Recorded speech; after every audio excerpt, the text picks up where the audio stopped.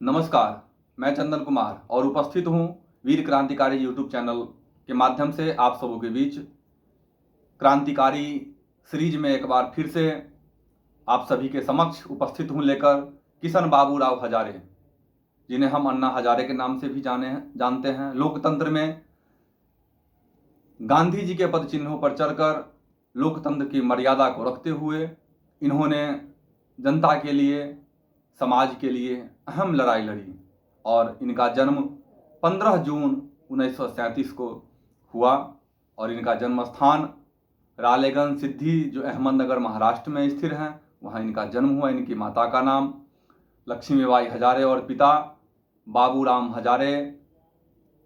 बाबूराव हजारे का 6 पुत्र थे और उनमें एक अन्ना हजारे भी थे। उनका बचपन बहुत सादगी, बहुत गरीब परिवार में उनका गुजारा हुआ। उनके पिताजी किसान थे और दादाजी सेना में सैनिक थे। रिटायरमेंट के बाद गांव में रहते थे। उनके पिताजी किसानी खेती बाड़ी करते थे। बेहद सामान्य परिवार के जन्मे अन्ना हजारे जी लगातार अपनी पढ़ाई, गरीबी को झेलते हुए क्लास 7th यानी 7वीं कक्षा तक इन्होंने अपनी पढ़ाई पूरी की। उनकी पढ़ाई खत्म होने के बाद जब घरों में दिक्कतें होनी प्रारंभ हुई तो इनकी बुआ जो मुंबई में रहा करती थी, वहाँ इन्हें बुलाया गया। साथियों, वहाँ आने के बाद अन्ना हजारे जी अपने जीवन संघर्ष प्रारंभ किए। दादर रेलवे स्टेशन पर प्रथम बार इन्होंने एक फूल की दुकान में 40 रुपये प्रति माह के वेतन से अपना काम प्रारंभ किए। लगातार काम करते गए। फिर उन्होंने वहीं पर एक अपनी फूल की दुकान भी डाली। अपने घर से और 2 भाइयों को लाए और लगातार भरण पोषण चल रहा था। साथियों, दिन बीतता गया, संघर्ष की दौर बीतती गई। आखिरकार वह दौर आया जब अन्ना हजारे जी का भी एक मुकाम मिला। वह साल था वर्ष 1962, जब भारत और चीन की युद्ध चल रही थी। युद्ध चरम सीमा पर था। उसी समय सरकार के द्वारा एक अपील किया गया, जितने भी नौजवान हैं, अगर वह सेना में भर्ती होना चाहते हैं, अपने देश प्रेम के लिए, देश के लिए लड़ाई लड़ना चाहते हैं, तो उन्हें सैनिक में भर्ती कराया जाए। उसी दरमियान वर्ष 1963 में मराठा रेजिमेंट में ड्राइवर की नौकरी में अन्ना हजारे को सेना में भर्ती किया गया। चलता गया। उस दरमियान युद्ध खत्म हुई। इन्हें कश्मीर में, जम्मू में, दिल्ली में, भारत के तमाम ऐसे जगह पर इनकी नौकरी लगी। लगातार यह नौकरी करते रहे, अनुभव करते रहे। नौकरी के उपरांत इनकी इच्छा जगी जो अब हम इस नौकरी से त्यागपत्र दें, और उन्होंने आखिरकार वह दिन आया जब वह नौकरी से त्यागपत्र दिए। उसी दरमियान उन्हें दिल्ली रेलवे स्टेशन पर उतरे थे। रेलवे स्टेशन पर उतरते बुक का स्टॉल उन्हें मिला। उस बुक के स्टॉल पर जब वह गए तो उन्हें एक पुस्तक में मिला स्वामी विवेकानंद जी का। वो पुस्तक था call the youth for nation. उस किताब को उन्होंने पढ़ा। उस किताब के पढ़ने के बाद उनके मन में अचानक ऐसा जागृत हुआ कि मैंने इतने वर्ष नौकरी भी की, समाज के लिए भी जिया, देश के लिए भी कार्य किया, अब मैं अविवाहित रह करके ही इस कार्य को करूंगा और अपने समाज के लिए ही जीऊंगा। और आखिरकार वह अविवाहित ही रहे। उन्होंने संकल्प लिया कि स्वामी विवेकानंद के पद चिन्हों पर, गांधी जी के पद चिन्हों पर चलकर लोकतंत्र की मर्यादा को रखते हुए समाज के लिए लड़ाई लड़ेंगे। और वह अपने गांव रालेगंज पहुंच गए।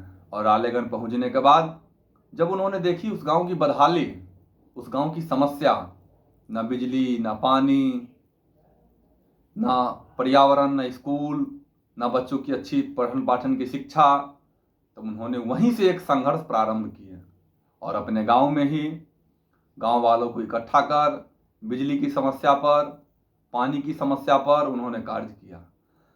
वह गांव वालों की इकट्ठा से खुद भी मेहनत करते रहे नहर की खुदाई किए, गड्ढे खोदे, नहर बनवाए और बारिश की पानी इकट्ठा करने के लिए भी गड्ढे उन्होंने खुदवाए, ताकि बारिश की जो पानी है वो इकट्ठा हो और वह पानी यूज में आए। नहर बनवाए, जगह जगह पर वृक्षारोपण का कार्य उन्होंने किया, वृक्षारोपण भी कार्य किया उन्होंने। वृक्षारोपण कर सब पर्यावरण की संरक्षण भी उन्होंने किया और लगातार समय बीतता गया। बिजली की समस्या को दूर करने के लिए उन्होंने सोलर ऊर्जा और गोबर गैस की भी निर्माण करवाया। गांव उनका आज भी समृद्ध गांव है, आप जाकर देख सकते हैं। रालेगंज सिद्धि जो अहमदनगर महाराष्ट्र में स्थित हैं, और लगातार उन्होंने अपनी गांव के लिए लड़ाई लड़ी। अपनी ज़मीन और अपने भाइयों से जब सब पिताजी के स्वर्गवास के बाद सभी को अपना अपना ज़मीन मिला, अपनी हिस्सा मिला, तो उन्होंने अपनी ज़मीन पूरी गांव के बच्चों के लिए दान कर दिया। उनकी ज़मीन में हॉस्टल बनाया गया, जिस हॉस्टल में गांव के तमाम बच्चे रहते थे, पढ़ते थे, और उन्होंने खुद भी उस हॉस्टल में रह करके उन्हीं बच्चों के बीच उनके लिए जो खाना बनाया जाता था वही खा करके अपनी जीवन यापन करने लगे। अपनी पेंशन की पूरी पेंशन वह बच्चों के लिए दिया करते थे प्रत्येक महीने, और लगातार ऐसी सादगी जीवन जी करके उन्होंने लगातार लड़ाई लड़ा। समय आया, उन्होंने मुंबई भी आए, मुंबई में रहे। वर्ष 1991 उस समय शिवसेना और भाजपा की सरकार थी। शिवसेना और भाजपा की कई दागी मंत्रियों को उन्होंने पढ़ा, जाना, और आय से अधिक संपत्ति, कई ऐसे मंत्री थे जिन्हें आय से अधिक संपत्ति था, इस बारे में उन्होंने विस्तार से सरकार के साथ अपनी बात को रखा, लेकिन सरकार नहीं माने। तो उन्होंने सबसे पहली बार भूख हड़ताल का आह्वान किया और भूख हड़ताल पे बैठे। सरकार को झुकना पड़ा और उनकी मंत्री को भी बर्खास्त कर दिया गया। फिर मंत्री ने उन पर मानहानि की केस की। उन्होंने अब कोर्ट में अपनी पक्ष ना रखने के कारण उन्हें 3 महीने का सजा हुआ। उस समय के तत्कालीन मुख्यमंत्री 1 दिन बाद ही उनकी बेल दे दी, कोर्ट ने उनको रिहा कर दिया, बेल दे दिया, और लगातार लड़ाई लड़ते रहे। समय आया वर्ष 2003 का, जब उन्होंने एक कानून के अधिकार के लिए लड़ाई लड़ा। वह कानून था सूचना का अधिकार। सूचना के अधिकार आंदोलन के लिए वर्ष 2003 में मुंबई के आज़ाद मैदान में उन्होंने आमरण अनशन की घोषणा कर दी। साथियों, आमरण अनशन की घोषणा जब उन्होंने कर दी मुंबई के आज़ाद मैदान में, और लगातार आमरण अनशन पर बैठे, 12 दिनों तक यह आमरण अनशन चला, तब वहाँ के मुख्यमंत्री, वहाँ की सरकार इस सूचना के अधिकार अधिनियम को लागू करने का विचार किया। उन्होंने अपनी विधानसभा में इस बात को रखी, विधानसभा पटल पे। फिर सूचना के अधिकार अधिनियम की शुरुआत हुई वर्ष 2003। उसी समय फिर कांग्रेस और एनसीपी के कुछ मंत्री के खिलाफ इन्होंने भूख हड़ताल की। भूख हड़ताल करने के बाद समय बढ़ता गया, लगातार यह आंदोलन, और तब तक यह अन्ना हजारे एक देशव्यापी, जब उन्होंने आज़ाद मैदान में 12 दिनों का आमरण अनशन किया था, उस समय लोकपाल बिल को समझने के लिए, सूचना का अधिकार अधिनियम को समझने के लिए तमाम मीडिया चैनल इनका सहयोग किया, और यह आंदोलन देशव्यापी आंदोलन हो गया था। देशव्यापी आंदोलन होने के बाद देश के तमाम विभिन्न क्षेत्रों में इस बात का चर्चा चलने लगा।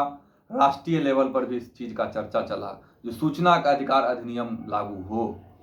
अगर हमें सरकारी दफ्तरों, सरकार के किसी पदाधिकारी, सरकार की योजना की जानकारी लेनी है तो सूचना के अधिकार अधिनियम के तहत हम ले सकते हैं। ऐसा प्रावधान पहले नहीं था। हमें सरकारी किसी भी योजना का, किसी भी चीज़ की जानकारी ऐसे नहीं मिलती थी। जब सूचना का अधिकार अधिनियम लाया गया तो यह देशव्यापी आंदोलन छिड़ गया, और समय आया और सूचना के अधिकार अधिनियम वर्ष 2004 में भी लागू किया गया। देश के तरह तरह आंदोलन के माध्यम से सभी लोग अपनी आवाज़ बुलंद किए, और आखिरकार सरकार को झुकना ही पड़ा, और एक भारत को, लोकतंत्र की जनता को एक स्तंभ मिला जिसे सूचना का अधिकार अधिनियम कहा गया। और उस स्तंभ को लेकर के आज भी हम गर्वान्वित है कि हमें अगर किसी भी चीज़ की जानकारी चाहिए तो सूचना के अधिकार अधिनियम के तहत हम ले सकते हैं। फिर समय दौर बीतता गया, अन्ना हजारे एक प्रमुख चेहरा बन गए थे। तब देश में भ्रष्टाचार, बढ़ते महंगाई, जो इस समय के दौर में भी है, को लेकर के तमाम लोग एक आंदोलन का आगाज किए। उस समय एक और कानून की मांग अन्ना हजारे जी ने किया, जिसका नाम था जन लोकपाल विधेयक। जन लोकपाल विधेयक की मांग को लेकर के 4 अप्रैल 2011 को जंतर मंतर पर उन्होंने आमरण अनशन किया। उस आमरण अनशन में अभी दिल्ली के मुख्यमंत्री अरविंद केजरीवाल, किरण बेदी, प्रशांत भूषण, मनीष सिसोदिया, कुमार विश्वास, स्वामी अग्निवेश, ऐसे तमाम क्रांतिकारी योद्धा भाग लिए। देशव्यापी आंदोलन बना। मैं भी अन्ना तुम भी अन्ना का स्लोगन दिया गया। यह स्लोगन बहुत ही बेहतरीन चला और लगातार इस आंदोलन, उस समय की कांग्रेस की सरकार केंद्र में थी, डॉक्टर मनमोहन सिंह प्रधानमंत्री थे और यह आंदोलन संसद में भी गूंजा। तमाम नेता इस विषय पर चर्चा करते थे कि कोई अन्ना आया है, इस आंदोलन की मांग करते, इस बिल की मांग करता है, इस बिल की जरूरत क्या है, क्या करेंगे ये जन लोकपाल विधेयक पास करवा करके। तमाम तरह की मुद्दाएं चलने लगी और चर्चा छिड़ गया और देखते देखते दिल्ली ही नहीं पूरे भारत आंदोलन का अड्डा बन गया। और किस तरह से लोकतंत्र में शांति का आंदोलन किया गया, गांधीवादी आंदोलन कर देश को सही दिशा में ले जाने की अगर तरकीब था तो आज़ादी के इतने वर्ष बाद भी अन्ना जी ने इस चीज़ को साबित कर दिया और जंतर मंतर पर आंदोलन चली। फिर विधेयक पास के लिए लोकसभा के पटल पर रखा गया, अनशन तुड़वा के अनशन खत्म कर दिया गया। फिर अनशन खत्म होने के बाद सरकार इस पर चुप्पी साध दी। फिर अन्ना हजारे जी और उनके टीम रामलीला मैदान में अनशन की आगाज किए। अनशन करने जा ही रहे थे उस समय दिल्ली पुलिस के आला अधिकारी उनको उनके यहाँ से गिरफ्तार कर लिया। गिरफ्तारी के बाद उन्हें कोर्ट में पेश किया गया और सरकार कहे, कोर्ट के आदेश था कि 3 दिनों के अंदर उन्हें दिल्ली छोड़ना है, उन्हें अपने गांव वापस चले जाना है, लेकिन वह अड़े रहे और उन्हें जेल भेज दिया गया। लगातार 9 दिनों तक वो तिहाड़ जेल में रह करके वहाँ पर अनशन शुरू कर दिए। जेल के तमाम इलाकों में भीड़ इकट्ठी होना प्रारंभ कर दिया। बहुत सारे भीड़ जुट गए, दिल्ली में जुट गए, तमाम जगह भीड़ जुट गए। फिर आखिरकार अन्ना हजारे जी को रिहा करना पड़ा और उन्हें 11 दिनों के लिए रामलीला मैदान में आंदोलन का आदेश दिया, लेकिन वह डटे रहे और उन्होंने 24 दिन की आंदोलन का मांग किया और लगातार 24 दिन आंदोलन चला।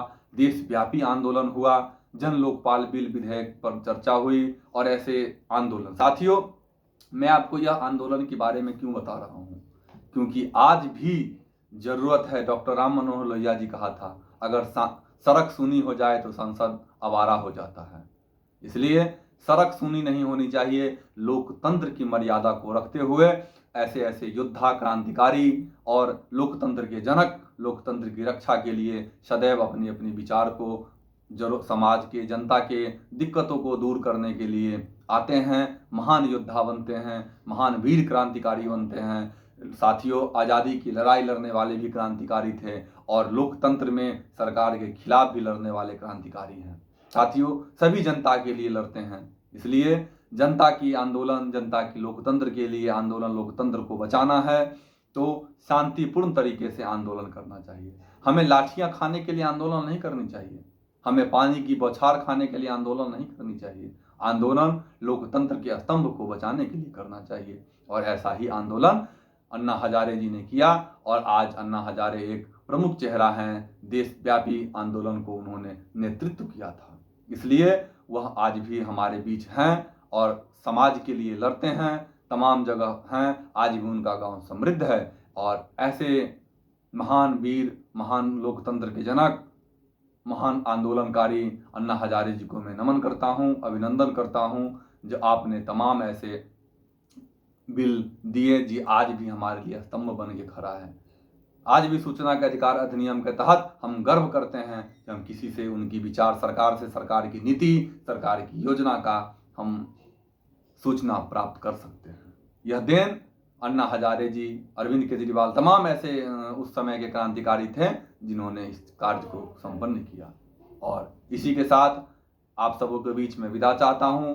अगर हमारा यह वीडियो पसंद आए तो हमारे इस यूट्यूब चैनल को, वीर क्रांतिकारी यूट्यूब चैनल को सब्सक्राइब करें, शेयर करें और कमेंट भी करें, ताकि हम और कौन सी वीडियो आपको बताओ, किन योद्धा, किन क्रांतिकारी का जीवनी, उनके जीवन का संघर्ष मैं आपको बताऊं, और मुझे इसी तरह आप प्यार देते रहें। नमस्कार, धन्यवाद, आदाब, सत श्री अकाल।